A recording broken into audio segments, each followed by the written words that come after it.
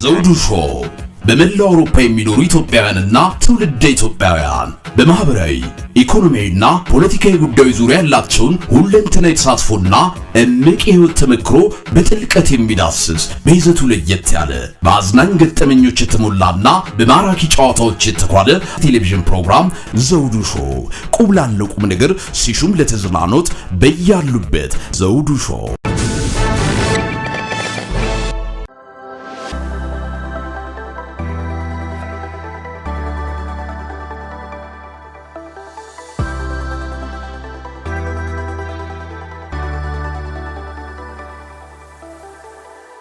ኦኬ ይሄ ሲነገረው ምንድነው እሱት ምላሽ የነበረው? ለምንድነው ከሰው ጋር የምትቆመው? አባቴ ላይ እንደ ሲወሰን አንተ ቢያንስ አባቴ ነው፣ አንተ ባለቤቴ ነህ፣ ልጆቼ አባት ነህ።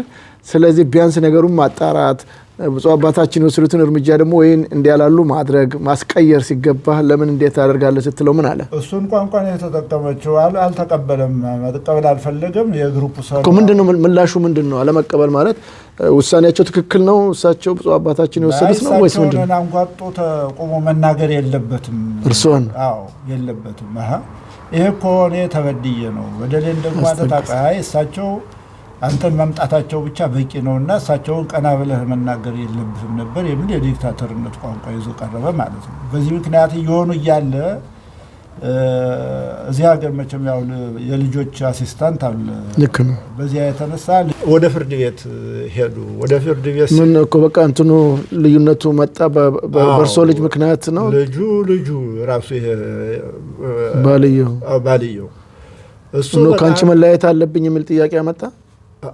እንደሱ ነው። እሱም መለየት አለብኝ በቃ ልክ እኔን ትልቅ ጥፋት እንዳጠፋውኝ በቃ እንግዲህ ስብሰባ ላይ ቆሜ መናገሬ እኔ እንደዚህ ነው። ስለዚህ ጳጳሱም ጠየቅኩኝ፣ እንደዚህ አሉኝ እና ፍትህት ካጣውኝ ቢያንስ ማገለግለውን ህዝብ መበደልን መናገር አለብኝ ብዬ ነው ቆሜ የተናገርኩት የነበረው እና በዚያ ምክንያት ነው የተነሳው። ቁጭ በል ምናምን ሲሉኝ አይ አልቀመጥም፣ ንግግሬን ልጨርስ መብቴ ነው። እኔ አቤቱታ ለእርሶ ማቅረብ ያለውኝ የኔ ቤተሰብ የሆነ መጥቶ ጠይቆታል። ችግሬን ሊፈቱ አልቻሉም፣ ግን ለማገለግለው ህዝብ ቢያንስ ችግሬን መንገር አለብኝ ብዬ ስል ይሄንን ነው እንደ ተቃውሞ ቆመው እሳቸው መጥቶ ስፒከር ቀሙኝ። ቆሜ የምናገርበት አቡነ ኤልያስ በዚያ ምክንያት የተነሳ እንግዲህ ነገሩ እየተጋጋለ ሲሄድ በዚያ ሁኔታ ተሄደ። ልጆቹን እስቲ ወደ ልጆቹ ሳንሄድ ጋብቻው የተፈጸመው በተክሊል ነው። ምክንያቱም ሁለታቸው የቤተ ክርስቲያን በተክሊል የተጋባ በተክሊል የተጋባ ሰው ጋብቻ ማፍረስ ይቻላል? እንግዲህ ምን ይደረጋል? ያው ለዚህ ታዲያ እኔ በላይ እንግዲህ ሀቄሱ በላይ ጳጳሱ አሉ አይደል? እንግዲህ እኔም እኮ ገባኝ። እርሶም ካህኖት ብፁዕ አባታችንም እኔ ብዙ ጥረት አድርጌያለሁ። ግን ሁሉ ገብቶ ለምን እንደዚህ ይደረጋል? ጋብቻው ስለምን ይፈታል? ልጆቹ ስለምን ይበተናሉ?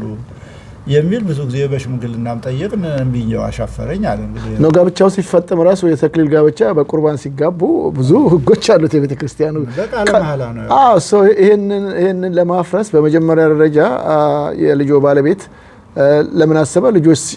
ልጆስ ብትሆን መጀመሪያ ማን ነው የጠየቀው? እንግዲህ እሱ ነው ብለውኛልና ቀኑ ነው እንደማይፈቅድ እየታወቀ የቤተ ክርስቲያኑ ቁርባን ወይም ደግሞ በተክሊል ጋብቻ እንደማይፈቅድ እየታወቀ ጋብቻ እንግዲህ የሚፈርስበት ምክንያት አለ። ያወርስ እንደሚያውቁት በፍጹም የሥርዓተ ተክሊል ጋብቻ የተፈጸመ ነገር ዝም ብሎ በግለሰብ ወይ በምናምን ጥላቻ የሚፈርስ ነገር አይደለም ምክንያት ስላልሆነ ይሄ ነገር በመጀመሪያ ለምንድን ነው የጠየቀው? እሱ ከሆነ መጀመሪያ ቅድሚያ የጠየቀው ከጠየቀስ ተገቢ ያለመሆኑን ብፁዕ አባታችን እርሶም ጭምር እንዳባት አላስረዱም እንደማይፈቀድ?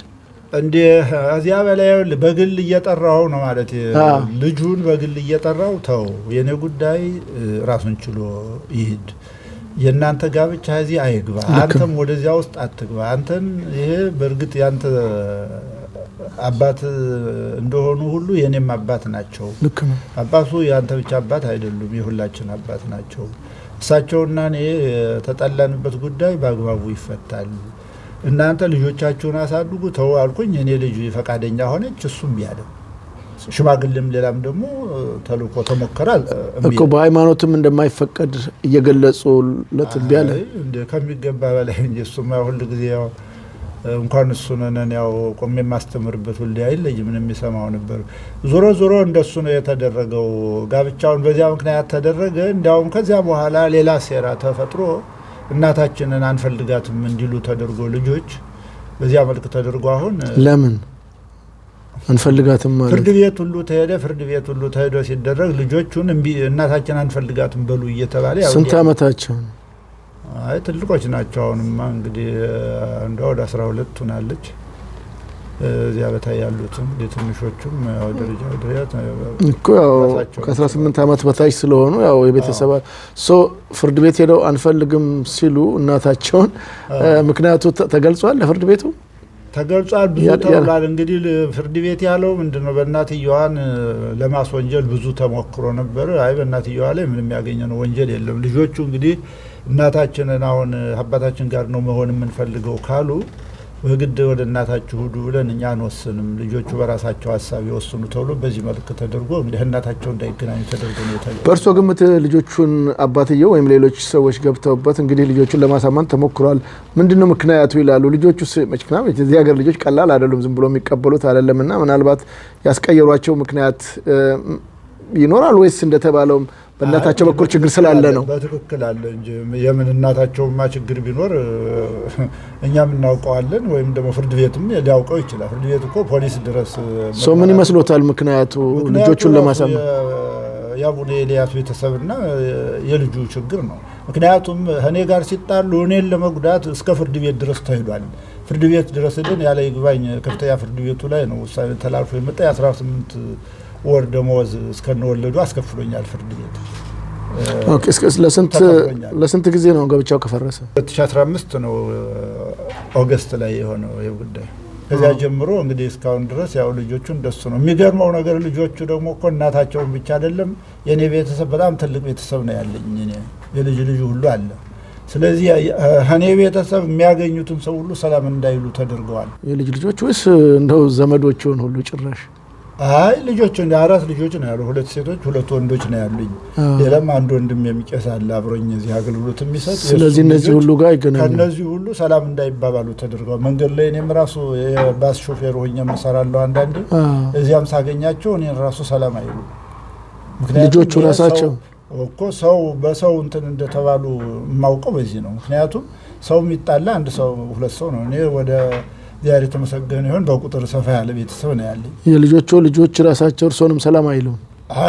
እኔንም አይሉም። ከ2015 ጀምሮ እናታቸውን የአያታቸውንም ሰላም አይሉም፣ ወንድሞቻቸውንም አይሉም፣ ያጎቶቻቸውን ልጆችም አይሉም።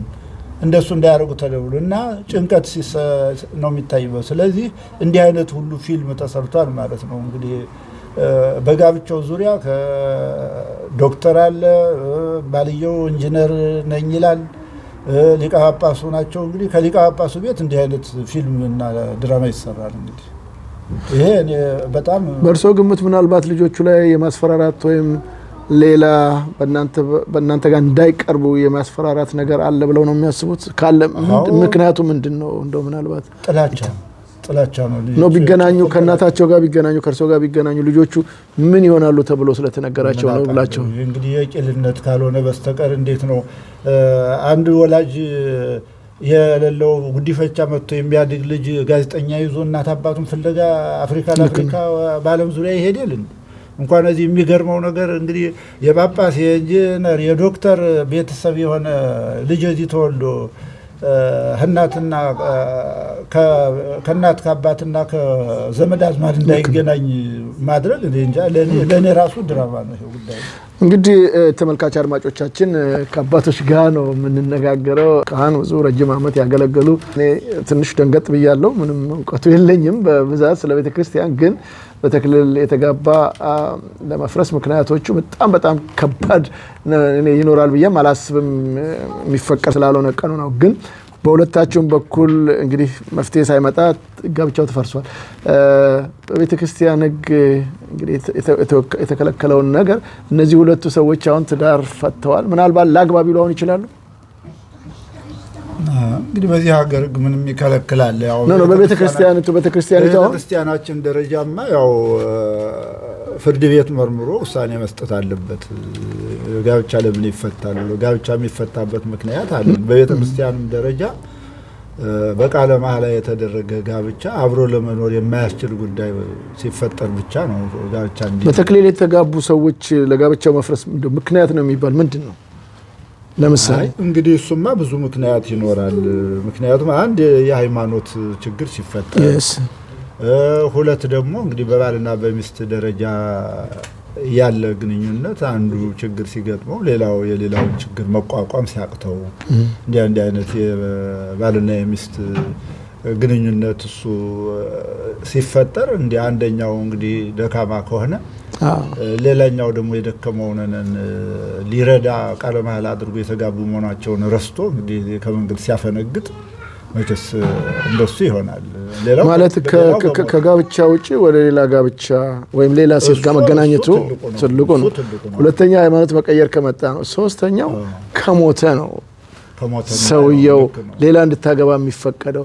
ከዚህ ውጪ ግን አሁን እናንተ በነገራችሁ ምንም ግንኙነት በሌለው ነገር ጋብቻው ሲፈርስ ህገወጥ ነው። ያው ሁሉ እንግዲህ ምንድነው ወይ ይቻላል ወይ ነው አሁን እነዛ ሌላ ሰው ለማግባት አይቻልም።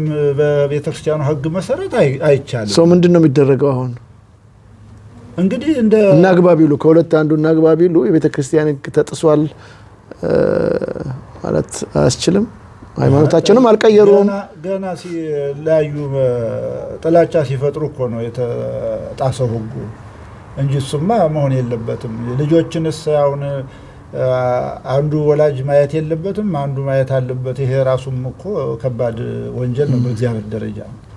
ለትክልወሙ ለህፃናት ይምጽዋቢ እስመ ዘከመ እሉ መንግስተ ሰማያት እንደነሱ ላለች ናትና የሚለው ቃል ሲያደል እንግዲህ ብዙ ጊዜ አባቶች በሚሰሩት ስህተት ሌሎች ምእመናኖችም ተከታዮችም ጭምር ወይም ሌላ ሃይማኖት ተከታዮችም ጭምር ሳይቀር እናንተ እንደዚህ ነው ሃይማኖታችሁ እንደዚህ ነው በተክሊል የተጋባ ሰው ቅድም እንዳልናቸው እንደውም ብዙ ጊዜ እኔም ባለኝ እውቀት ካልሞተ በስተቀር ሌላ ማግባት አይቻልም እስከማለት ነው። ግን አሁን እንዲህ አይነት ነሲብ ቅርስ ፈጠረ። እሱ ብቻ አይደለም፣ የሚያሳዝነው ደግሞ ከትላልቅ አባቶች ከጳጳስና ከእርሶን ካለ ትልቅ አባት ጋር ያደጉ የተወለዱ ልጆች እንዲህ አይነት ነገር ሲፈጠር በጣም ከባድ ነውና ወደፊቱም ቢሆን እንደነዚህ አይነት ስህተቶች ውስጥ እንዳይገባ ልጆችም ጉዳይ ገና የተንጠለጠለ ነውና መቼም ልጆች ወልደዋል። 3 ልጆች ቀላል ነገር አይደለምና በእነዚህ ልጆች ላይ ያለው ቀጣይ ህይወታቸው ጣፋንታቸው ሁለቱም በሃይማኖቱን የቀየሩ አይደሉምና ለጊዜው በማይመለከታቸው ጉዳይ ነው እዚህ ውስጥ ችግር የገቡትና ለልጆቻቸውም ሲባል የእርሶ ምክር ምንድነው? አየኔ ምክር እንግዲህ መቼስ ይሄ እኮ በምክርማ ቢሆን ኑሮ እኔ ብዙ ጥረት አድርጌያለሁ አቅሜ የሚፈቅደው ነው። ከዚህ በኋላ እንግዲህ ለፈጣሪ ነው እየሰጠ ያለኝ። ልጆችም እንግዲህ የክርስትና ስማቸውን እንጂ ዳዊት በመድገምና ውዳሴ ማርያም በመድገም እግዚአብሔር መፍትሄ እንዲያመጣ ከመጸለይ በስተቀር እንግዲህ በሰው ዘንድ የማይቻል በእግዚአብሔር ዘንድ ግን ሁሉ ነገር ይቻላል። አንድ ቀን እግዚአብሔር ልጆችንም አይምሮ ለምን የሚል እነሱ አይምሮ ውስጥ ጥያቄ ገብቶ ወላጆቻቸውን እኔም በህይወት እስካለሁ ድረስ ባይምሯቸው መቼስ እንደሚወዱኝና እንደሚፈልጉኝ አውቃለሁ። ግን ከላያቸው ላይ በህፃን አይምሮ ላይ በተጫነ ሰይጣናዊ አስተሳሰብ እናትን ያህል ነገር እናታቸውን አንወድም የሚል ቃል መቼም ይሄ ከህፃን ልጅ ይወጣል ብዬ አልገምትም። መቼም አንተም ልጅ ይኖራል። የትኛውም ሰው በእነዚህ እድሜ ደረጃ ወላጅንና የወላጅን ቤተሰብ እጠላለሁ ብሎ ማሰብ እኔ የሚቻል አይመስለኝም። አንድ አካባቢ ነው የሚኖሩት ልጆቹ። እናታቸው ሳይሆን በምን ሁኔታ ነው እርሶ ጋር ነው ያሉት? ብቻቸውን ነው ያለችው እናት? አይ እሷማ ያው ራሷን ችላ ነው የምትኖረው፣ የራሷ ቤት ነው የምትኖረው። ልጆቹም ባለማግኘቷ ምንድነው አሁን የደረሰባት ጉዳት? እንዴ ጉዳት አይደርስም። ያው ታዝናለች በየጊዜው እንጂ እንደ ልጆች ያው መቼሳ በማህፀኗ ጸንሳ እኮ የመገናኘት ነገር የለም። በቤተ ክርስቲያን፣ በትምህርት ቤት፣ በመንገድ ላይ የማግኘት እድል አላት። ክርስቲያን እንግዲህ የሚሄዱ ከአቡነ ኤልያስ ካሉበት ቤተ ክርስቲያን ነው። እሷ ደግሞ እዛ አትሄድም። እሷ አትሄድም። ከዚያ ማን አንሄድም። እንግዲህ ትምህርት ቤት ሲሄድ መንገድ ላይ ነው እንግዲህ የምንገናኘው። ሰላም ብትሉ በህግ ያስጠይቃል ነው ወይስ እነሱ አይሉም? የሚያስጠይቅ ነገር የለም፣ አይመልሱም። እንደሱ አይነት ነገር ቢባሉ ምክንያቱም አትበሉ ስለተባሉ መቼም ይሄን ፈርጆ መናገር የሚቻል ይመስለኛል። መቼም በእኛ ህፃናት ደረጃ የሰው ጥላቻ ይኖራል ብዬ አላስብም። የሶስቱም ልጆች ሀሳብ አንድ ነው እንደው አንዳንዶቹ እንደሱ ነው የተጫነባቸው ነገር እንደሱ ነው እንደውም የሱ ጋራ ሆነው ካገኛቸው ሰው አንተ ሰላም ልትላቸው አንተን የሚያዩ ከሆነ ቀና ብለው የሚያዩ እሱ ነው እንደው በዚህ ሁሉ አነባለሁ እንዳትሉ ተብሎ ከናንተ ቤተሰብ ውጭ እስከ እርሶ ቤተሰብ ውጭ ያሉትንም ጋስ ሰላምተኛ ናቸው ኢትዮጵያኖችን ሲያገኙ ወይም አበሻ ሌሎቹማ እንግዲህ የዚያው ቤተክርስቲያን የሚሆን ከሌሎቹማ ያው አብረው ላይ ይገባሉ ያሉ በአጋጣሚ እሷ መንገድ ላይ ልጆቹን ብታገኛቸው ይሸሻሉ ወይስ ምንድነው የገጠማት ነገር አለ? ዝም ብለው የሚያልፋሉ። እሷስ ለማናገር አትሞክርም? ሞክራለሁ ብዙ ጊዜ ሞክራለሁ። ስትይዛቸውም አትያዥን ይላሉ? አይ እሱንም ነው መያዝ አትችልም። እሱማ እንደው አንዲየው ደሞ ደበደበችንም ያመጣል እንደሱ አይነት ነገር አይደረግም እንደሱ። አረ ሰላም ለማለት ብዙ ጊዜ ትሞክራለች አይመልሱም። ያ ማለት እንግዲህ ልጆቹ ያው አቢዩዝድ ተደርገዋል። ምክንያቱም እንዲበሉ ራሱ ወንዱ ልጅ ስለኔ ምን ብሎ ነግሮታል? እሱ እኮ ፌክ ቄስ ነው ተሽሯል እያለ ራሱ ያ ልጁ እንዲያወራ ተደርጓል። እንግዲህ ተመልከቱ። አሁን ስለ ቄስ መሻር አለመሻር እንዴት ያውቃል? ጀረሳይ እና እንዲህ አይነት ፊልም ሁሉ እየተሰራ ነው ያለው። ሊቀ ጳጳሱን እኔ በጣም እንግዲህ እንደ በመጨረሻ ላይ ምለው ቃል ቢኖር እኔ መቼስ ቅዱስ ሲኖዶስ ዳኝነት የሚሰጠን ቢሆን ኑሮ መልካም ነው። ግን በጣም ያሳዝናል። እንዲህ አይነት ድርጊት እየተፈጸመ እኛ ቤቱታ እያቀረብ ነው። እኛ ካህናቱም ደግሞ እዚያም ስንሰጠው የነበረው አገልግሎት ያውቁታል። ቤተክርስቲያን ታውቀናለች። እዚህም እየሰጠ ነው ያለን አገልግሎት ያውቃሉ። ብዙ አባቶች በአካልም ያገኙናል። አገር ቤትም ስንሄድ ብዙ እንነግራቸዋለን። ብዙ ተወያይተናል። ነገር ግን ዳኝነቱ መስጠት ስላልተፈለገ ብቻ ይሄ ችግር እንደዚህ እየገዘፈ ሂዶ እኛን ብቻ አይደለም ግለሰቦቹን ቀስ በጸሎተን ወይም ደግሞ ቄስ ብሩኬን ብቻ አይደለም ይሄ ችግር እንትን የሚለው በዚህ ከተማ ውስጥ እንዲህ አይነት ግፍና በደል እየተፈጸመ ያለ ቤተክርስቲያን ሀገረ ስብከት አለኝ ይላሉ ሊቀ ጳጳሱ። በሀገረ ስብከቱ ውስጥ ሰውና ሰው እንዳይገናኝ ጠላትና ጠላቱ ሆኖ እርሱ እየተዋጋ እንዲኖር እስከ መጨረሻው እንዲለያይ ማለት ነው። እንግዲህ ሰው በጥላቻ ከሃይማኖት የበለጠ ኢትዮጵያውያን አንድ የሚያደርግ መድረክ የለም። ፖለቲከኛው ሁሉ እንግዲህ መስማማት አቅቶት በሀገር ላይ ያለው ሁኔታ ይሄ ነው። ቤተክርስቲያናችንን ግን ከዚህ መጣ ዘራት ቆጥርም ወይም ደግሞ የት መጣ አትልም። የመጣላትን ሁሉ የምትቀበል ቤተክርስቲያን ይች ነበረች።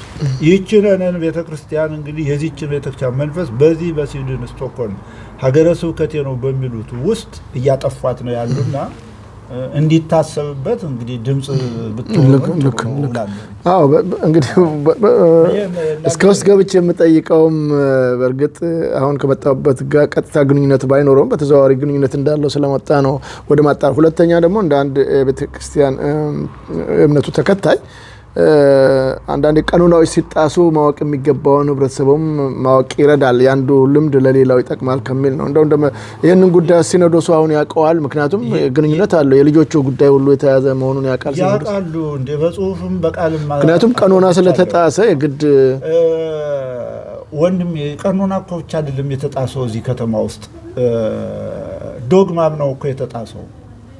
ጸልዩ በእንተ ሰላም ቤተክርስቲያን እያለች እኮ ነው ቤተክርስቲያን የምትጸልይ እኮ ዶግማ ነው። ቀኖና ማለት ቀኖና ደግሞ ሌላ ነው። ልክ ነው። ቀኖና የቤተክርስቲያን አስተዳደር ልክ ነው። አድሚኒስትሬሽን እሱ ነው ቀኖና። ይሄ ዶግማውን ነው እኮ ሊቀ ጳጳስ እያፈረሱት ያለ ሰው ተመልሶ እንዳይገናኝ።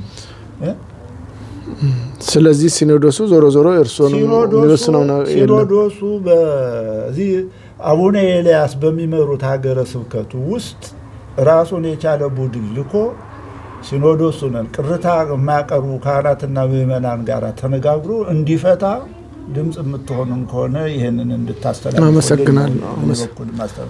አብዩ ቃል ይሄ ነው እንጂ እዚያ በኋላ እኛም ጥፋተኞች ሆነን ከተገኘን ከቤተ ክርስቲያናችን ዳኝነቱ ውጭ አይደለንም። ልክ ነው። እዚሁ ነው ያለው እንጂ ህገወጥ ሆነን በህገወጥ መንገድ አባት አይኑረን አይደለም እያለ አባት እንዲኖረን እንፈልጋለን። ነገር ግን አባት የሚሆነን የለም። የእንጀራ ልጅ አድርጎ በዲክታተርነት የሚገዛ መንፈሳዊ አባት ነው ያለው። እንዲህ አይነት አባት ደግሞ ምህረት የለውም። የሚፈልገው ለራሱ ፍላጎት፣ የሚፈልገው ለራሱ ግሩፖች ብቻ እንጂ እኛን የተወደቃችሁ ምን አላችሁ በደላችሁ ምንድነው እስኪ ኑና ቁጭ በሉ ንገሩኝ ብሎ የሚጠይቅ እኮ አባት ያስፈልጋል። አመሰግናለሁ አባታችን። ተመልካች አድማጮቻችን እየተከታተላችሁት የምትገኙት እዚህ ስቶክሆልም ተገኝቼ ነው። ዘውዱ ሾው ሚዲያ እንግዲህ እንግዶችን እያቀረበ ለእናንተ መረጃዎችን እንድታገኙ በኩላችን ጥረት እያደረግን ነው የምንገኘው። በቤተክርስቲያኒቷ በኩል የመጡት ችግቶች፣ ክፍተቶች እስከ ግለሰቦች ህይወትና ትዳር ውስጥ እስከ መግባትና ብዙ ችግሮች እስከ መፍጠር የደረሰበት ሁኔታ አለና እንደዚህ አይነት ነገሮች ካልተቋጩ በስተቀር እቺን ቤተክርስቲያን የሚረከብ ትውልድ የማግኘት ሁኔታ ሁሉ አደጋ ውስጥ እየወደቀ ያለበት ሁኔታ እንዳለ ያመላክታል። ከዚህ በፊትም እሳቸው አባቴን ከማነጋገሬ በፊት አንዳንድ ምዕመናኖችም ለማነጋገር ሞክሬያለሁ። ነገሮቹ በጣም እየከፉ ያለበት ሁኔታ አለ። እንዴት ይስተካከል የሚለው ላይ ማተኮር ሁላችንም ይገባናል ወይም ይጠበቅብናል ብዬ አስባለሁ። በኢትዮጵያ ኦርቶዶክስ ተዋሕዶ ቤተክርስቲያን የመንበረ ጽባዖት ቅድስት ሥላሴ ወኪዳነ ምሕረት ቤተክርስቲያን ታቦቶች 4 ተወስደዋል ተብሏል። ምናልባት ይህን ነገር ያውቃሉ እርሶ?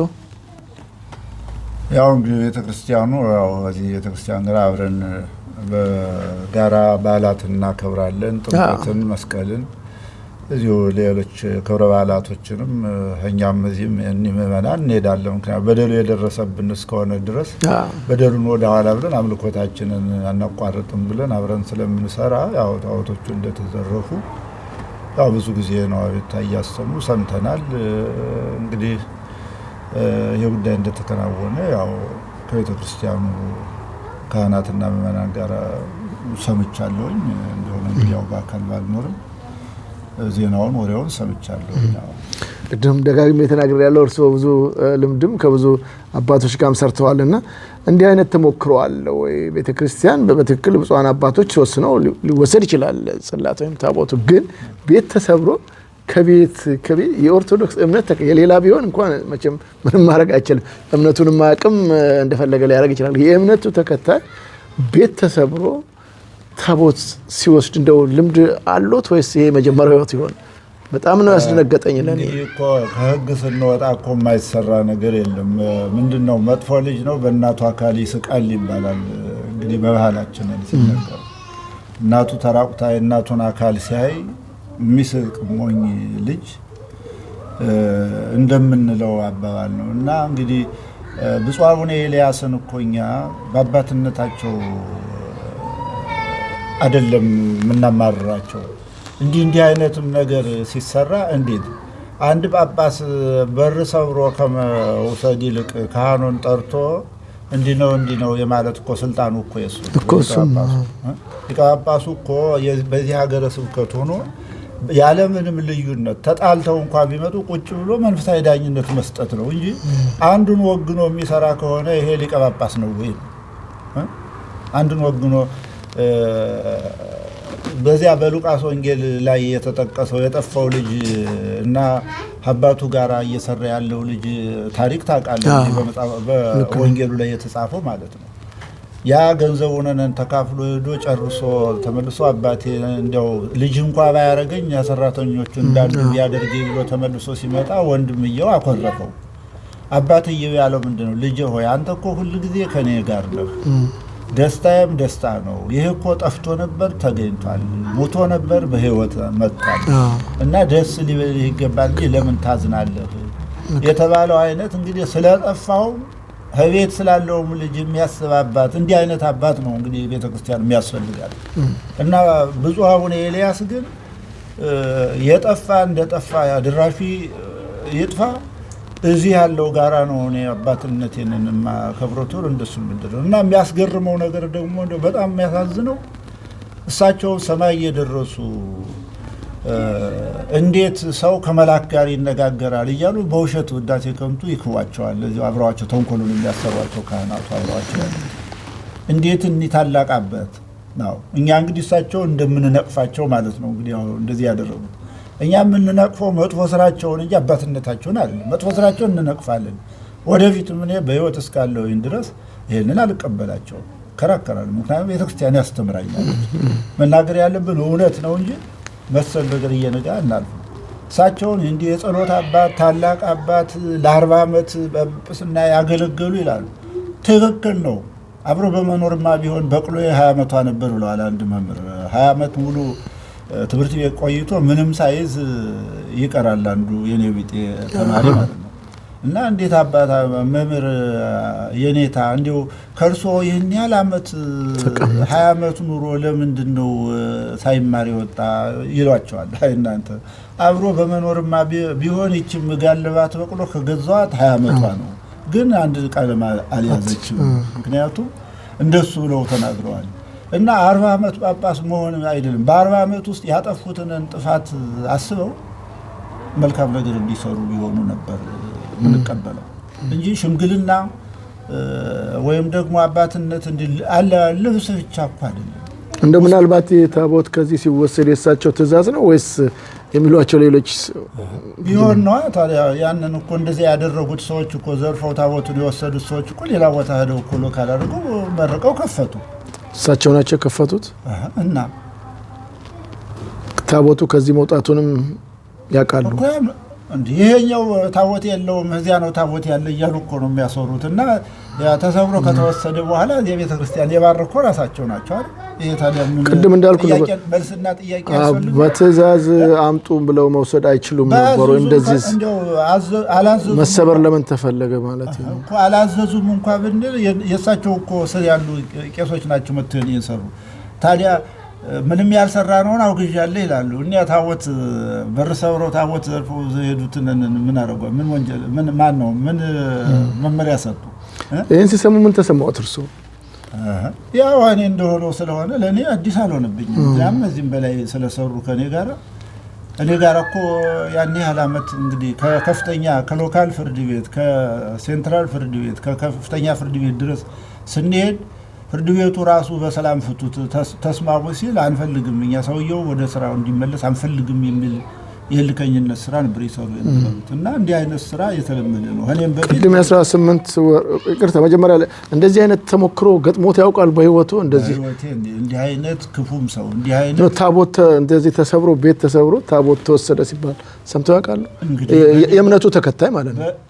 እኛ ነው ሌባ ሌሊት በጨለማ በተገን ያው ታቦት መጽሐፍ ሁሉ ሲሰረቅ አውቃለሁ ባገር ቤት ያ የሚደረግ ታዲያ በጨለማ ነው። ማን እንደሆነ ራሱ አይታወቅም። አንዳንድ ጊዜ ይጋለጣል። እሱም በወንጀል ተከሶ ይጠየቃል። ሌባ ነው አገር ሁሉ የሚጠላው እንጂ እዚህ እኔ እንግዲህ ሲደረግ እንዲህ ይሄን ያህልስ የሚያስገበር አሰብሮ ታቦት እስከሚያሰርቅ ድረስ ይሄን ያህል ወንጀል ሲፈጸም እንዲህ ጳጳስ ታዲያ ምንድነው የሚያደርጉት? ላም ነው ከብት ነው የሚያደርጉት? እንግዲህ ይሄን እኮ ለማድረግ ልጆቻቸውን እንዳይለያዩ እንዲህ አይነት ታቦት ዘርፈው እስከ መህር ድረስ የደረሱ እንደ ኤሊ ልጆች ህገወጥ ካህናት ሲኖሩ እንዲኖሩ ያደረገው ማን ነው? ጳጳሱ ሌላ ምንድነው የሚጠብቁት? እንዲህ አንድ ጳጳስ እኮ ዛሬ በቅዳሴ እንደተነበበው ወንጌል በጎችን ጠብቅ፣ ግልገሎችን ጠብቅ፣ ጠቦቶችን ጠብቅ ተብሎ አደራ ለቅዱስ ጴጥሮስ ሲሰጥ እኮ በየሀገረ ስብከቱ ያለ ጳጳስ በጎቹን አዋቂዎቹን፣ ጠቦቶቹን ወጣቶቹን፣ ግልገሎቹን ህፃናትን አደራጅቶ ጠብቆ ጥፋት እንዳይደርስባቸው ከእምነት እንዳይወጡ አድርጎ መስሎ ይህንን እኔ የተወ ጳጳስ ታዲያ እኔ ስምም አይጠራም የሳቸው ስም፣ ምክንያቱም ህገወጥ ናቸው። ይህንን ደግሞ ዳኝነት እንዲሰጠን ለቅዱስ ሲኖዶስ እያመለከትን ነው ያለን። እስካሁን ቅዳሴ ላይ ስማቸውን አያነሱም። አሁን መቃሪዎስ ናቸው የባረኩ ቤተክርስቲያን መቃሪዎስ ነው የሚጠሩት። ቅዱስ ገብርኤል የሀገረ ስብከቱ ሊቀ ጳጳስ እሳቸው ናቸው። ይቻላል ሌላ አባት መጥራት? የሀገረ ስብከቱ ውጭ እኮ ነን እኛ። መንበረ ጸባዖትም ያም እኮ እሳቸው ውጭ ነን። ሀገረ ስብከቱ እኮ አይደለም። የፓትርያርኩን ታነሳላችሁ? ታዲያስ ማን ቤተክርስቲያን ያለ ጳጳስ እኮ አይቀደስም እኮ። እሱን ነው ስርዓትን እንጠብቃለን እኛ። ስማቸው ባለመነሳታቸው እሳቸው ቅሬታ አላነሱም? አቡነ ኤልያስ እንዴ አላውቃቸውም ይታገዱልኝ እያሉ እየጻፉ ነው፣ ግን የተቀበላቸው የለም እስካሁን ድረስ። እኔን አሁን ቤተክርስቲያኑ እውቅናው ይነሳል ብለው ጠየቁ። አይ እኛ ቤተክርስቲያኑ እውቅና እናነሳም፣ ጥላቻ ካላችሁ ታረቁ ብለው ነው የመለሷቸው። ግን ተገቢ ነው ወይ ነው? ቅድም ለማንሳት ሞክር ያለው ሲኖዶሱ ውሳኔ ሰጪ መጨረሻ አካል ነው። ግን እርስዎ የሚያቀርቡትንም ጥያቄ አይመልሱም፣ አቡነ ኤልያስ የሚጠይቁትንም አይቀበሉም። ዝም ብሎ አንጠልጥሎ መቀመጥ ይሄ የጠቅላይ ቤተክርስቲያኑ ህግ ይፈቅዳል ወይ? ህግማ የሚፈቅድ ቢሆን ኑሮ ህግ እነሱ የያዙት እኛን ለመቅጣት ነው እንጂ ህጉን የሚጠቅሱት እነሱንም የሚቀጣ ህግ ነበር ያሉት። ሲኖዶሱንም የሚቀጣ ህግ አለ፣ ጳጳስንም የሚቀጣ ህግ አለ። ሲኖዶሱ ማን ነው የሚቀጣው? ጠቅላላ ጉባኤ ሲከናወን ህግ ነው። ፍትሐ ነገሥቱ ላይ ተቀምጧል ይሄም ወይስ ምንድነው? እንዴ ታዲያ አንድ ጳጳስ እኮ ተራ ሰው መሆን ይችላል በጥፋቱ።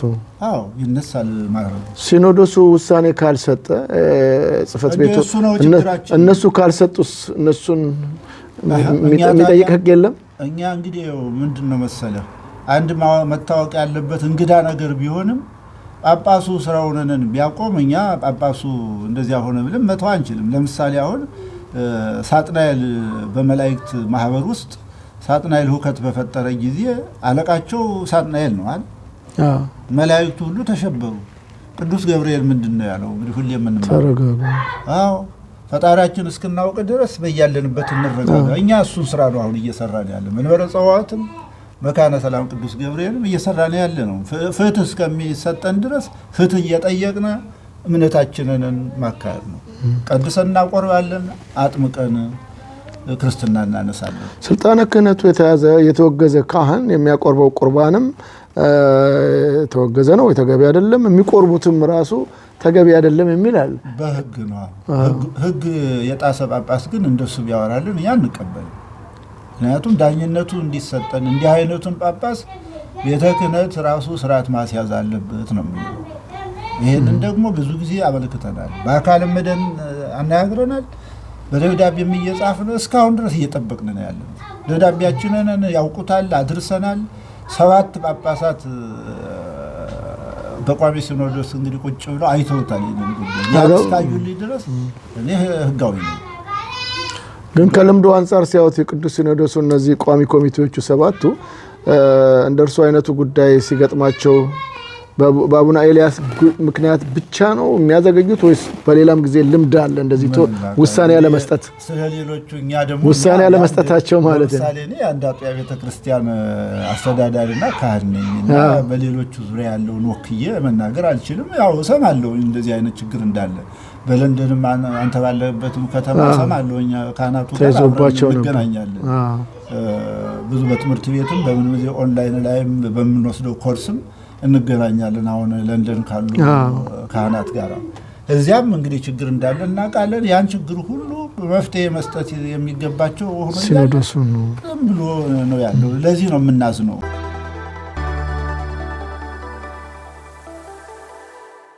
ከልብ አመሰግናለሁ አባታችን ስለሰጡን ሰፊ ሀሳቦች። እንግዲህ እርሶ ጋር የደረሱት ነገር በተለያየም ሀገር በኢትዮጵያም በውጭም ያሉ አብያተ ክርስቲያኖቻችን የገጠሙ ችግር ነው። በጣም በሚያሳዝን ሁኔታ እንደውም እዚህ አንዳንዴ ይሻላል የሚያስብል ነገር አለ። አሜሪካ በሰሜን አሜሪካ አንዳንድ ጉዳዮችን እዛም ለማነጋገር የሞከርኩበት ሁኔታ አለ። በሚገርም ሁኔታ በሚሊዮን የሚቆጠር ዶላር የተገዙ አብያተ ክርስቲያናቶችን በስማቸው ገዝተው ነገሮች ጭቅጭቆች ሲፈጠሩ ለመክሰስ ሲሄዱ ቤቱ እኮ በከሌ ስም ነው ተብሎ በካህኑ ስም ሆኖ የተባረሩ ሁሉ እንዳሉ አውቃለሁ። እዛ ያሉትን አባቶች ለማነጋገር ሞክሬያለሁና እንዲህ አይነት ዓለማዊ ጉዳዮች ላይ በማተኮር የቤተ ክርስቲያኑን ጉዳይ በመዘንጋት በመተው የሚከተሏቸው ምእመናኖቹ ጭምር በማስቀየም እየተሰራ ያለ ስራ አንዱና ትልቁ ነገር እኔ በግሌ ማለት ነው እንደ እምነቱ ተከታይ የሲኖዶሱ ደካማነትና ሲኖዶሱ የሚሰጣቸው ውሳኔዎች በጣም የዘገዩ በመሆኑ ከርሶ እንኳን ተመክሮ ስናየው ስንት ዓመት ሙሉ ውሳኔ ሳይሰጡ ማስቀመጥ በጣም ይሄ ነው በጣም ሴንሲቲቭ በሆኑ ጉዳዮች ላይ እንኳን ውሳኔ ያለ መስጠት ያመጣው ችግር ነው። እንደሚያውቁት በቤተ ክርስቲያኑ ያሉ ምእመናኖች አሁን በሚሊዮን የሚቆጠሩ በቅርብ ጊዜያት ውስጥ ሁሉ በዳታዎች ሲመሰረት ከእምነቱ እንደወጡ ይገለጻል። ግን ልጆቻችን የት ሄዱ? ይሄ በሚሊዮን አይደለም። አንድ ሰው ለምን ይጠፋል? አንድ ሰው ቢቻል ማምጣት ሲገባ ይሄን ያህል በሚሊዮን የሚቆጠር ሰው ጠፋ ሲባል እንኳን ሲኖዶሱ ዛሬም ተጨምሮ ተቀምጦ የሚያወሩ ስለ በጀትና ስለ ሹመት ስለምናምን ነው በሚያሳዝን ሁኔታና ብዙ ህዝበ ክርስቲያን እያዘነ ያለበት ሁኔታ አለና እንደው በእውነቱ የእርሶ ስሜት ምንድነው? አሁን የምእመናኑ ቁጥር እየቀነሰ መምጣት፣ የጭቅጭቆቹ መብዛት፣ ውሳኔ አለማግኘት፣ ሲኖዶሱ በቸልተኝነት ማየት፣ ስለሚሞቱ ስለሚፈናቀሉት ስለሚቃጠሉት ቤተክርስቲያኖች በየገዳሙ ስላሉ መነኮሳት ስለሚገደሉት እንኳን የሚሰጥ ነገር አናይም ወይ አንሰማም። እኔም እንግዲህ በዚህ በዘውዱ ሾው ሚዲያን በቴሌቪዥኑ በዩቲዩብ ቻናልም በምናስተላልፋቸው ላይ ብዙ ጊዜ ወቀሳ እናሰማለን። እባካችሁ አባቶች የሚል ጥያቄ ይነሳል። በእርግጥ እናንተ የመወሰን አቅም ባይኖራችሁም ሲኖዶሱ እንደነዚህ አይነት ነገር እንዲሰራ የመጠየቅ ተገቢ አይደለም የማለት እንደው እንደ ሀገረ ስብከትም እንኳን አንድ ላይ ሆኖ ወይም በተለያየ ዓለም የምትገኙ አባቶች የመጠየቅ ነገር አይስተዋልም የሚል ወቀሳ አለና በዚህ ጉዳይ ላይ ምን ይሉኛል? እንግዲህ እኛ እዚች ባለንበት ያሉትን ምእመናን እያሰባሰብን ትልቅ ስራ እየሰራን ነው ብለን እናምናለን። እንግዲህ ምእመናንም በእኛ ላይ ትልቅ እምነት አላቸው። ግፉንም በደሉንም ያውቃሉ። እያዘኑም እየጸለዩም በጉልበትም በገንዘብም በሀሳብም እየረዱን ነው። እኔ እሰራለሁ ስል የእኔ ብቻ አቅም አይደለም። እኔ ጋር ያሉት ምእመናን በሚያደርጉት ጥንካሬና ከፍተኛ ጥረት ነው እንጂ ሁልጊዜ አንተ አሁን የጠየቀኝን ጥያቄ ምእመናንም ያነሳሉ። ይህንን እንዲያው ዳኝነት እንዲሰጥ አልተጠየቀም ወይ ተጠይቆስ ምን መልስ መጣ እያሉ ሁሌ የዘወትር ጥያቄያቸው ነው። ነገር ግን በቅዱስ ሲኖዶስ ደረጃ እንግዲህ ይህንን ጉዳይ ሊታይልን የቻለ ጉዳይ የለም እና አሁንም እንዳልነው በየቦታው አገልጋይ ካህናት ሲገደሉ፣ ቤተ ክርስቲያን ሲቃጠል እንደዚህ ሲደረግ አንድ አባት እንደ አባትነቱ ቀድሞ ወጥቶ የልጆቹ ሞትና የልጆቹ መገደል የቤተ ክርስቲያኑ የአንዲት ቤተ ክርስቲያን መቃጠል ቀርቶ የአንድ ምእመን ከእምነቱ ፈንግጦ ሌላ ችግር ፈተና ላይ መውደቁ ብዙም ያሳስበው ነበር። ይህ ሲደረግ አይታይም እና እናዝናለን። ይህን እንግዲህ በእውነቱ በቤተ ክርስቲያኗን መዋቅር ይዘው ያሉ አባቶች በውጩም ዓለም እንዲሁ እንደ አቡነ ኤልያስ ሀገረ ስብከቴ ነው የሚሉ አባቶች እግዚአብሔር ልብ እንዲሰጥልን ዘወትር እንጸልያለን። ሁላችንም መጸለይ ያስፈልገናል። ምናልባት የሚሰሙን ከሆነ ሁላችንም በዚህ በየቦታው ተበታትነን ስም እየተጠፋፋን አንዱ አንዱን እያወገዘ አንዱ አንዱን እንዲህ ነው እያልን ሳይሆን በቤተ ክርስቲያን እንዲህ አይነት እርስ በርስ የመሻኮት ሁኔታ የቤተ ክርስቲያን እምነት አይደለም። ቤተ ክርስቲያን የጠፉትን መፈለግ ነው። የክርስቶስ ዓላማ ክርስቶስ ከሰማያዊ መንበሩ ወደ የሰውን ልጅ ፍለጋ የመጣው አዳም ወዴት ነህ እያለ ነው እንጂ የመጣው አዳም ገደል ግባ የትም ሂድ ብሎ አይደለም ወደዚህ ምድር ላይ የመጣው። የሰው ፍቅር ተርሞ እንግዲህ ጳጳሳት በክርስቶስ እንደራሴነት ነው ያሉት። የክርስቶስን ስራ ጥለው እንግዲህ ሌላ ለመንጋው የማይራሩ ጨካኞች ብሎ በግብረ ሐዋርያት ምዕራፍ 20 ላይ እንደተጻፈው እንግዲህ ለመንጋው የማይራራ ለመንጋው መበተን ደንታ የማይኖረው አባት ሲፈጠርብን እንግዲህ እናዝናለን። እንግዲህ የሚሰሙን ከሆነ ሁላችንም ልጆቻቸው ነን። ሁላችንም አንድ አድርገው እንዲያዩን፣ የተጣላነውን አንድ ላይ አሰባስበው እንዲያስታርቁን፣ የተበተነውን እንዲያሰባስቡን። እኛ ስለ ገንዘብ አይደለም፣ ስለ ሕይወት፣ ስለ ቤተ ክርስቲያኗ ሕይወት ዓላማችን ወደ መንግስተ ሰማያት ለመግባት ነው ጉዟችን። እንግዲህ ከምእመናን ጋር የምናደርገው አገልግሎት እንደ ዓለሙ ለመኖር ደግሞ ዓለሙ ጋር ወርደን መቼስ አቅማችን እንኖራለን። ነገር ግን በክርስትና እምነታችን አገራችን በሰማይ እንደመሆኑ መጠን ወደዛች ሰማያዊ መንግስት ለመግባት በሰላም መንገድ መጓዝ ነው እንጂ ግሩፕ ፈጥሮ ለያይቶ ይሄ የኔ ነው ይሄ የኔ አይደለም የሚል የሚለያይ አባትም በቀኖናችንም የለም፣ የቤተ ክርስቲያኗም ዓላማ አይደለም እና ስራቸው የሚገባን አይደለም። ምክንያቱም ወይ እነሱ አስበው አይሰሩም ወይም ደግሞ እኛ የምናቀርብላቸውን አቤቱታ የሚቀበሉ አይደለም። የሚቀበሉ ከሆነ እግዚአብሔር ልቡና እንዲሰጣቸው እየጸለየ የወደቅንበትን የተበታተንበትን ልጆቻችን የተለያዩበትን ሁኔታ በእግዚአብሔር ስም እንጠይቃቸዋለን። እኛ ሌላ የምንለው የለም። እነሱ እኛንን እያዋረዱ እየሰደቡ ወይም ደግሞ ሰው እንዲጠላን እያደረጉ የሚለፍፉትን ሰይጣናዊ ስራ እነሱ ዋጋውን እግዚአብሔር ይክፈላቸው። እኛ አባት እንደሆኑ እናምናለን። ነገር ግን የአባትነት ስራ እየሰሩ ስላልሆነ በእግዚአብሔር ስም በመድኃኔዓለም ስም የምንጠይቃቸው የአባትነት ስራ እንዲሰሩ ነው። ይህንን ነው ልል የምችለው እንጂ ያው መቼስ ውሃ ወደ ላይ አይፈስም። ምናልባት ያን ደብር ካህን ነኝ። ሲኖዶስን ወደ ላይ አንጋጥጬ መስደብ አልችልም። ብፁዕ አቡነ ኤልያስንም በማዕረጋቸው መስደብ አልችልም። ነገር ግን በስራቸው ግን እኔም ላወግዛቸው እችላለሁ። አቅሜ ነውና እሳቸው ከህግ ውጭ በሆነ መልኩ እኔን በሌላ መልኩ ፈርጀው ልጃቸውን ለማጥፋት ሲታገሉ አይ እኔ አልጠፋም፣ እርስዎ በሚሄዱበት መንገድ አልሄድም፣ ክርስቶስ በመሰረተልኝ መንገድ በሰላም መንገድ እጓዛለሁኝ፣ ክርስቶስ ለካህንነት መርጦኛል፣ እርሳቸው ደግሞ የእርሳቸውን ጵጵስና የኔም ክህነት የቤተ ክርስቲያን ሀብት እንጂ የእሳቸውም የግላቸው አይደለም፣ የኔም የግሌ አይደለም፣ ከቤተ ክርስቲያን ያገኘነው ነው። ከቤተ ክርስቲያን ስናገኘው ደግሞ መንጋውን ልንሰበስብበት እንጂ መንጋውን ልንጎዳበት ልንበትንበት ግሩፕ ልንፈጥርበት አይደለምና ስለ መድኃኔዓለም ልቡና ይስጣችሁ፣ ተመለሱና ልጆቻችሁን ፈልጉ ነው የምለው።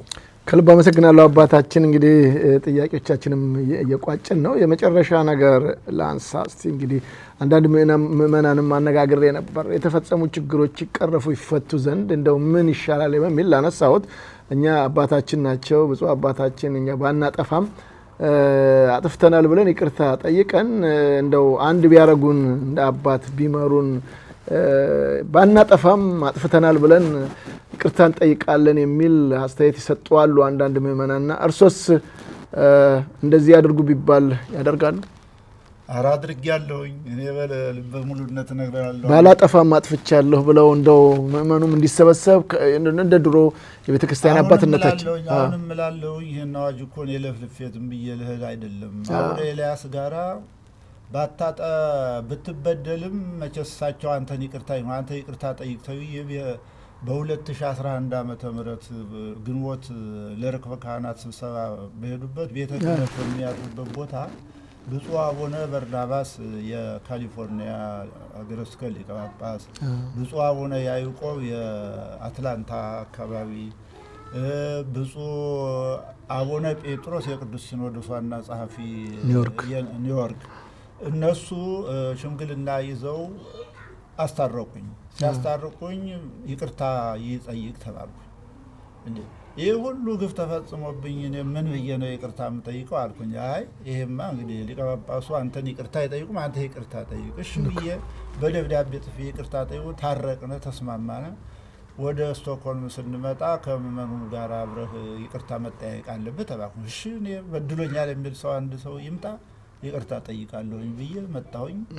ስቶክሆልም ስንደርስ አፈረሱት እሳቸው ያን እርቅ እና አሁንም በድጋሜ ይቅርታ ለማለት እኔ ችግር የለብኝም። ምክንያቱም ገደብ የለውም ለይቅርታ። በወንጌሉ ላይ የተጻፈ 7 ጊዜን ብሎ የጠየቀ ሐዋርያ አለ። 7 ጊዜ አይደለም 7 ጊዜ 7 ማለት ሁሉ ጊዜ ይቅርታ ነውና ይሄማ የምንፈልገው ነው። ነገር ግን ብፁዕ አቡነ ኤልያስ እንዲህ አይነቱን መንፈስ እንጃ በር የዘጉበት ይመስለናል። በዚህ አያዝ ማለት ነው። ብዙ ሰዎች እኮ ለሽምግልና ሄደው ጠብ በተፈጠረ ቁጥር እዚህ መንበረ ጸባዖትም ሲፈጠር አውቃለሁ ጠይቀዋቸዋል፣ ተጠይቀዋል ብዙ ብሏል። እና በውስጥ የሚሰጠው ሁኔታ ጥሩ አይደለም። አብረዋቸው ያሉትም ካህናት የይቅርታ ሰዎች አይደሉም። ምናልባት እንግዲህ ለእንጀራቸው ቃሉን እዚያ ሊሉታል እንጂ ቅዳሴያችን እኮ ወንድሙን የበደለ ቢኖር ይተውለት ነው የሚል ነው አይደል? ይህ አባቶቻችን የሐዋርያት ትእዛዝ ነው። ሰው በልቡናው ቂምንና በቀልን ቅናትና ምቀኝነትን በባልንጀራው ላይ በማንም ላይ ቢሆን አያዝ እያልን እኮ ነው የምናውጀው። እና ቂም በቀል ይዘን ሰውን ለያይተን አንዱን ጠላት አንዱን ወዳጅ አድርገን በተለይም ደግሞ ሊቀ ጳጳስ ሆነን እና ይሄ ከሆነ በጣም አደገኛ ነው። በእኔ በኩል ምእመናን እንዲህ ቢናገሩ ካሉ ደስ ይለኛል። ምክንያቱም ልፍለፋችን ሜዳ አልበላውም ማለት ነው።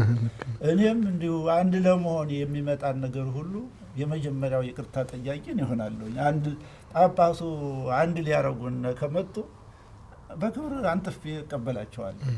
ከልብ አመሰግናለሁ አባታችን። እንደው በተጓዳኝ በጣም ትልቅ ነገር ነው ይሄ። እንግዲህ አባትነት አንዱ መገለጫው ነው፣ ዝቅ ብሎ ትህትናን ማሳየት እና ከልብ አመሰግናለሁ። እንደው በርሶ በኩል የመፍትሄ ያሰ እነዚህ ውስብስብ ችግሮች ማአት ናቸው። ብናወራ ማለቂያ የለውም።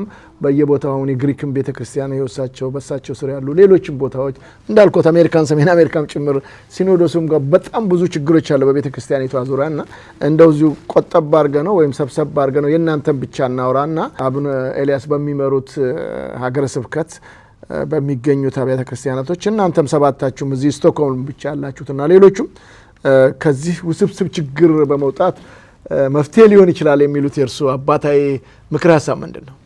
መፍትሄውም አጭር ነው። ማንም ሰው ብዙ ሊጨነቅበት የማይገባ የመፍትሄው ቁልፍ ሊቀ ጳጳሱ ናቸው። እሺ ሊቀ ጳጳሱ እንግዲህ ሀገረ ስብከት ነው ይላሉ። ልክ ነው፣ ሀገረ ስብከታቸው ነው። ነገር ግን በሀገረ ስብከታቸው እየተሰራው ያለ የግንባታ ስራ ይሁን የአፍራሽነት ስራ ነው። ሊቀ ጳጳሱ አዋጅ አውጀው ነው የሰላም የእርቅ ይቅርታ ጉባኤ ጠርቻለሁ ብለው ሁላችን ከጠሩ እንሰበሰባለን። መፍትሄውን የሚሰጡት እሳቸው ናቸው። ምንም እኮ የሚያነጋግር ነገር የለም። ዝም ብሎ ጥላቻ በእያንዳንዱ ሰው ላይ ተደርጎ ነው እንጂ ምንም እኮ የሆነ መሰረታዊ የሆነ የምንጣላበት ነገር የለም። ቤተክርስቲያኑ አንድ ነው፣ ዓላማው አንድ ነው። የምንቀድሰው አሐዱ አብ ቅዱስ ነው። ሥላሴም ማርያምም ገብርኤልም የሚቀድሰው ቅዳሴ አንድ አይነት ነው። ቅዱስ ሲኖዶስ በሚመራው የጸሎት ስርዓት ነው የሚከናወነው። ቤተክርስቲያኗ በሰጠችው ቀኖና መሰረት ነው። ቅድም ያልከው ቀኖና የሚሰራ ለዚህ ላይ ነው። ሀሌ ቤተክርስቲያን የተነበበው ወንጌል ዛሬም መንበረ ጸባዖት የተነበበ እሱ ነው። በየትኛውም ቤተክርስቲያን በዓለም ዙሪያ ባለችው ቤተክርስቲያን የጸሎቱ ስርዓት አንድ አይነት ነው። የሚለያየው ቦታው ነው። ይሄ መፍትሄው ታዲያ ሊቀ ጳጳሱ ጋር የሚቀደሰውም ተለይተው ከወጡበት መድኃኔዓለም አንድ ነው። ምንም ለውጥ የለውም። ሌላ ነገር የለም። አህል ያለ አወጣውማ ቤተክርስቲያኗ ወጣው ማለት ነው። እኔ አንድ ወቅት አስታውሳለሁኝ ምእመናንን ለማጥናት እኔ ጋር አብረው የወጡትን አይዟችሁ እኛ የወጣ ነው እዚያች በጋራ ከሰራናት ከመድኃኔዓለም ጠባቧ ቦታ ነው እንጂ እንድንወጣ የተደረግነው ከመድኃኔዓለም አንድነት አልወጣንም። መድኃኔዓለም እዚህ ከኛ ቤተክርስቲያንም አብሯል እና የወጣ ነው እዚያች እነሱ ካባረሩን ቦታ እንጂ ከመድኃኔዓለም አንድነት አልወጣንም ብዬ ምእመናኖችን አጽናንቻለሁ። እና መፍትሄው ቁልፉ ምንድነው? ሊቀ ጳጳሱ የይቅርታ አዋጅ አውጀው ኑ ተሰብሰቡ ብለው ይቅር መባባል። ሌላ ምንም ትልቅ መፍትሄ የሚያደርግ ነገር የለም።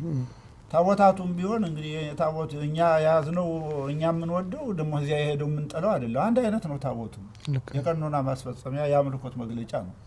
የክርስቶስ ስጋና ደም ሲፈተት ገብርኤል የተፈተተው የክርስቶስ ስጋና ደም፣ ቅድስት ሥላሴ መንበረ ጸባዖት እዚህ የተፈተተው የክርስቶስ ስጋና አንድ ነው። በቀራንዮ ያኔ የፈሰሰው ደሙና የተቆረሰው ስጋው ነው። እርቁም አሁን እንደዚሁ ነው። ሀገረ ስብከታቸው እንደሆነ የሚያምኑ ከሆነ ሀገረ ስብከት ማለት ምእመናንን የሚመሩበት መንፈሳዊ ድርጅት ነው አይደል? መፍትሄው ይሄ ነው ብዬ ነው በኩል ማስበው። በጣም ከልብ አመሰግናለሁ አባታችን። እንግዲህ ይህን በተመለከተ በተቻለ መጠን ከእንግሊዝ ድረስ መጥቼ አንዳንድ ነገር ለማጣራት ነበር የሞከርኩት። የሀገረ ስብከቱን ስራ አስኪያጅ ደውዬ ፊንላንድ ናቸው። በተደጋጋሚ ያደረግኩት ጥረት አልተሳካም። በጣም አዝናለሁ። አሁንም ሞክራለሁ። እንግዲህ ከነገ ወዲያ ነው የሚሄደው። ነገም ድረስ ካገኘኋቸው እዚህ ያሉትንም የመድኃኔዓለም ቤተክርስቲያን አስተዳዳሪ አግኝቼ አውርቻቸዋለሁ። ከሰበካ ጉባኤውና እንደዚሁም ደግሞ ከሀገረ ስብከቱ ማስረጃ ወይም ፈቃድ ሲሰጠኝ እሰጣለሁ ብለዋል። እንግዲህ እሳቸውንም ለማነጋገር ለማካተት ሞክራለሁ። ሌሎችንም እንደዚሁ የምንችለውን ነገር እናደርጋለን። ዋናውና ትልቁ ነገር አሁንም ባደረግኳቸው የምእመናንም እናንተም ካህናቶችንም ባደረግኩት ቃለ ምልልስ ምንም የሚጨበጥ እንደው ይሄንን ለመለያየት አይደለም ለምንም የሚያደርስ ምክንያት አላየሁኝም።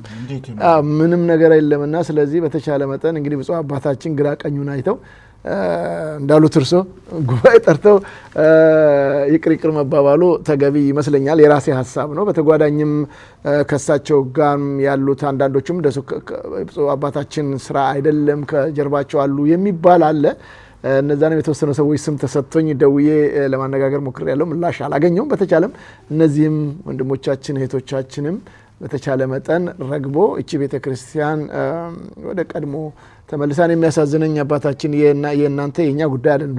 ለልጆች ምንድነው የምናስረክበው ነው። ሀገርን አባቶቻችን እንዳስረከቡት ሁሉ አባቶችም ደግሞ ቤተክርስቲያን የሃይማኖት አባቶችም ቤተክርስቲያን ነው ማስረከብ ያለባቸው። እዚህ በውጭ ሀገር ጭምር ሳይቀር እንደዚህ መተን የምንሰባሰበው ስላለች ነው ቤተክርስቲያን። ባይኖር ምን ማድረግ እንችላለን? እኔ አሁን የምኖርበት እንግሊዝ ሀገር በጣም ትላልቅ ካቴድራል አላቸው፣ ግን ባዶ ሆኖ ተበታትኗልና በእኛ ይቀናሉ። እነሱ በጣም ጠንካሮች ናቸው። በሰው ሀገር መታችሁ እንደዚህ ሁሉ ቁጥር በጣም የሚገርም ነው እያሉ ነው የሚቀኑት። ይሄ ማለት ስላለ ነው ቤተክርስቲያኑ። ግን እንደዚህ መከፋፈል እየመጣ ልዩነት ከመጣ ከእናንተ የሚረከብ የለም። እናንተ ድርሻና ኃላፊነታችሁ ዲያቆናትን ማፍራት ካህናትን ማፍራት እያደረጋችሁ እናንተ ነገ ታልፋላችሁ። ለዚህ ላሉ ልጆች ለእርሶም የልጅ ልጆች ካልሰጣችሁ ወዴት ነው የሚቀጥለውና እዚህ ላይ ትኩረት መስራት አለብን ነው ምለው። እንግዲህ እንደ እግዚአብሔር ፈቃድ በሚቀጥለውም እርግጠኛ ነኝ ይሄ አሁን ያነሱት አዋጅ ታውጆ ችግሩ ተፈቶ ለመዘገብ ያብቃን ነው የምንለው። አሁን ቤተክርስቲያን ውስጥ ነን ያለ ነው። እግዚአብሔር ይርዳን በጸሎት። እንደው እኔ ጨርሻለሁ። በእርስ በኩል የመጨረሻ ሀሳብ ካለዎት 1-2 ደቂቃ ልስጥዎት አባታችን። አመሰግናለሁ። አይ መልካም ነው። እኔም በእኔ በኩል እንግዲህ ብዙ ማለት ቢቻልም ያው ነገሩ አንድ ነው። ጥላቻው ብዙ ብሎ በተለያየ መልኩ ብራንች አውጥቶ ይነገራል እንጂ ቁልፉ አንድ ነው። የሚያጣላንም ነገር የለም። እያንዳንዳችን ካህናቱ የምንኖረውም የራሳችን ኑሮ ነው። ምእመናኑም ሮጠው ነው የሚያድሩት። እምነታቸውን እንደመጠበቅ ደግሞ ገንዘባቸውንም ጉልበታቸውንም ከስራ ጋር እየተዋደቁ ነው ቤተክርስቲያኗን። በተለይ በዚህ በውጭ ዓለም ቤተክርስቲያኑ የሚከፈለው ብዙ ነው። ብዙ አይነት ወጭ አለው። ያን ሁሉ ወጭ ሸፍነው የሚኖሩ ምእመናን በሚያደርጉት ትግል ነው እና ይሄ መቼም ምእመናኑን እንዲያው ይህን በሚያደርጉት ድርጊት ምስጋና እየተመሰገኑ ሞራላቸውን ከፍ ከፍ እያደረጉ እነሱ ማጥናናት ይገባል እንጂ ከጳጳሱ ዙሪያ ያሉት ሰዎች እያልን ስንጠቁም እነዚያን ሰዎች ታርጌት ማድረጉ የሚያስፈልግ አይመስለኝም። ምክንያቱም እነሱ አውቆ የተደበቀ ነው ቢጠሩት አቤት አይልም የሚባል አባባል አለ። ተንኮሉን ሆነ ብለው ስለሚሰሩት እነሱ ተጠይቀው ከእነሱ የሚገኘው ምላሽ ጥሩ ይሆናል ብዬ አልገምትም።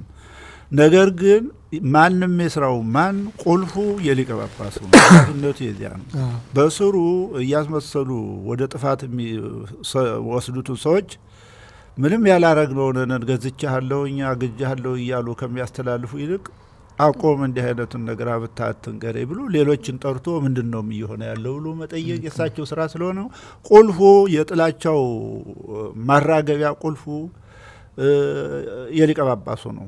እንግዲህ ጳጳሱንም ደግሞ አንዳንድም ሰውም እንዳያገኙም የሚደረጉበት ምክንያት ተሰማለሁኝ። ሀሳባቸውን ቀይረው ወይም ለምን እንዳይሉ የክፉዎችን ሀሳብ እንዳይነቅፉ ሌላ ሰው መጥቶ እንዳያናግራቸውም አንዴ የሉም የሚባልበት ደረጃ ወይ በሌላ ጊዜም ደግሞ ገሌ ሊመጣ ነው እንዳያናግሩትም የሚባል አባባል በእርግጥ በአጋጣሚ ከኔ ጋር ተነጋግረን ከእንግሊዝ ደውዬላቸው በጣም ብዙ አውርተን ፈቃደኛው ነበሩ። በአጋጣሚ አሁን ሄደው ነው እንጂ ከዚህ ቀደምም ያው ብዙ ጊዜ ኢንተርቪው አድርጌያቸዋለሁ እዛው አባታችንን እዚህም ስቶክሆልም መጥቼ ከዚህ ቀደም ከ10-15 ዓመት በፊትም የውጭ ሲኖዶስ በነበራችሁበት ጊዜ ማለት ነው አነጋግሬያቸዋለሁ። እንግዲህ እንዳሉት ሰው እንዳይገባ የሚከለክሉም ካለ ያው ቢያቆሙ መልካም ነው ለማለት ነው። ዋናው ማስቆም የሚችሉ ራሳቸው ናቸው። መቼስ እንግዲህ እኒያን ሰዎች እኛ ደግሞ በእነሱ እንዳናሳብብ እነዚያ ሰዎች በራሳቸው የሚሄዱ አይደለም፣ ወይም ደግሞ ሌላ ፓራሳይት ነገር ሆነው ነው የሚሰሩት በሳቸው መሳሪያነት። ይህንን መሳሪያነት በሳቸው እያጸደቁ የሚሄዱ ስለሆነ ጥፋተኛው ተጠያቂው ጳጳሱ ናቸው ለሁሉም ነገር። ምክንያቱም እኔ ሽማግሌ ናቸው ወይም እንደዚህ ናቸው ሊባል አይገባም። ሽማግሌም ቢሆኑ የሚያውቅ ሰው መጠየቅ አለባቸው። አንድ አባት ትልቅም ቢሆን አማካሪ አለው አይደል? ለሮማው ፖፕ ስንት ካርዲናሎች ነው ያሉት? ስራውን የሚሰሩት ካርዲናሎቹ ናቸው እንጂ ፖፑ ቡራኬ እየሰጠ ቁጭ ብሎ ነው። ፖፑ አይሳሳትም የሚባልም ደግሞ እነዚህ አርቅቀው የሰጡትን ስለሚያነብ ነው አይሳሳትም የሚባል እንጂ ፖፑ ብቻ አፍልቋል።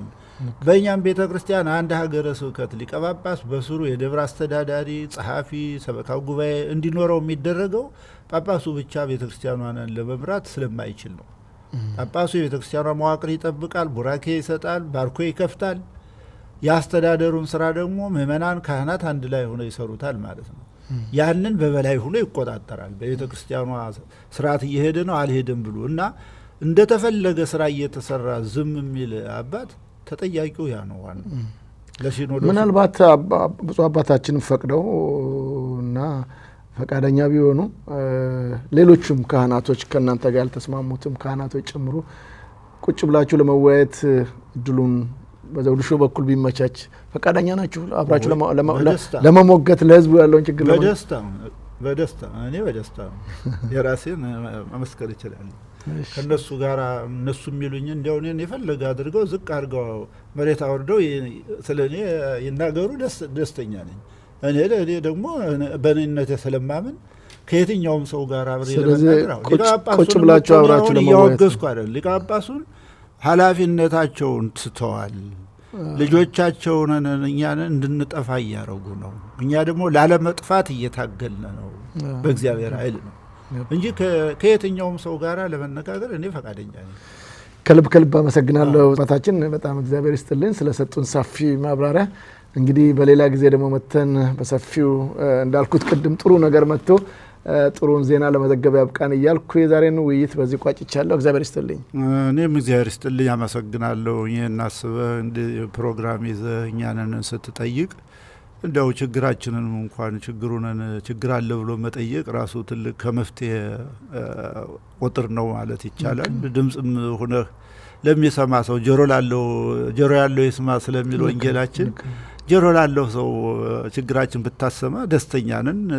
ይህን በማድረግህ ከልብ አመሰግናለሁ። እግዚአብሔር ይባርክ። በጣም አመሰግናለሁ። ክቡራን ተመልካች አድማጮቻችን እንግዲህ ከአባታችን ጋር ያደረግነው ሰፊ ውይይት ይህንን ይመስል ነበረ። በቀጣይ ሌሎችንም መረጃዎች ጨምረን ከእናንተ ተመልካች አድማጮቻችን ጋር ያሉትን መረጃዎች ለማቀበል ፈቃደኞች የሚሆኑ አባቶችንም ወይም ሌሎችንም ለማነጋገር ያው እንቀጥላለን። ለዛሬ ከአባታችን ጋር ያደረግነው ውይይት በዚህ ቆይተናል። በሌላ ጊዜ በሌላ እንግዳ እስከምንገናኝ ጤና ይስጥልኝ።